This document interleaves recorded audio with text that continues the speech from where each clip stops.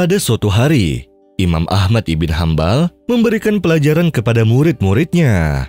Dan ternyata ada muridnya yang bernama Ismail, yang mana ia adalah murid yang paling rajin dan pandai. Setelah selesai pelajaran, salah satu murid dari yang lainnya berkata, "Ismail hari ini tidak hadir di pelajaran, karena kemarin ia sholat malam sampai waktu subuh, dan juga menghatamkan Quran sepenuhnya. Dan setelah sholat subuh, dia pun langsung tidur. Mungkin dia merasa lelah dan tidak dapat hadir hari ini." Kemudian salah satu temannya juga mendengar bahwa Ismail itu pernah menghatamkan Quran setiap harinya dan tidak pernah bolos dalam pelajarannya.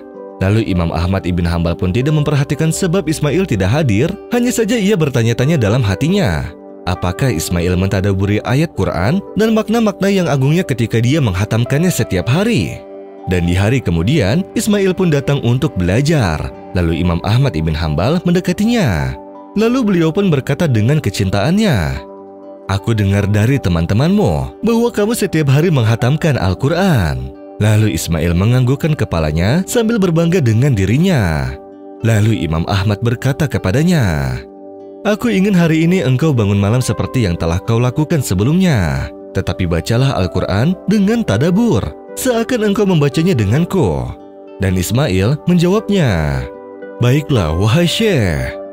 Suatu hari Ismail mendatangi Imam Ahmad sambil merasa takut, dan ia berkata, "Aku telah membaca Quran seperti apa yang engkau perintahkan, tetapi aku tidak bisa membacanya kecuali hanya 10 juz saja." Lalu Imam Ahmad berkata sambil tersenyum, "Tidak apa-apa wahai anakku, tetapi hari ini aku ingin kamu agar bangun malam dan membaca Al-Quran dengan tadabur. Tetapi engkau membacanya seakan bersama dengan Rasulullah Shallallahu Alaihi Wasallam." كتاب أنزلناه إليك مبارك ليدبروا آياته وليتذكر أولو الألباب. Dan di hari kemudian, Ismail pun datang dengan raut wajah yang malu. Dia mengabarkan kepada Imam Ahmad bahwa dia tidak bisa membaca Al-Quran kecuali juz 30-nya saja.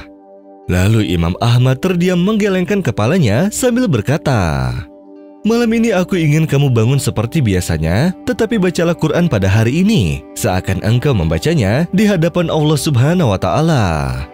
Di hari kemudian, ia pun datang dengan menangis, dan Syekh pun mengetahui maksud dari rasa malunya. Lalu Ismail berkata, "Wallahi wahai Syekh, aku tidak bisa menyelesaikan bacaan Al-Fatihah karena kehusyuanku dan ketakutan bahwa Allah mendengarkanku."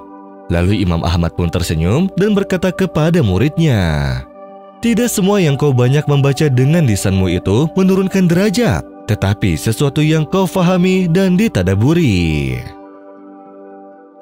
الله نزل أحسن الحديث كتابا متشابها مثانية تقشعر منه جلود الذين يخشون ربهم ثم تلين جلودهم وقلوبهم إلى ذكر الله ذلك هدى الله يهدي به من يشاء ومن يضلل الله فما له من هاد